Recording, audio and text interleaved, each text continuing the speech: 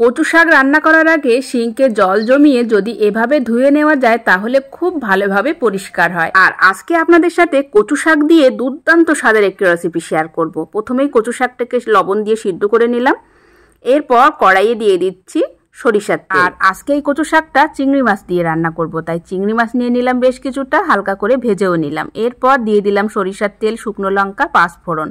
বেশ ভালো একটা গন্ধ বেরিয়ে এলে দিয়ে দিলাম আদা রসুন বাটা। এরপর দিয়ে দিচ্ছি সিদ্ধ করা কচু শাক।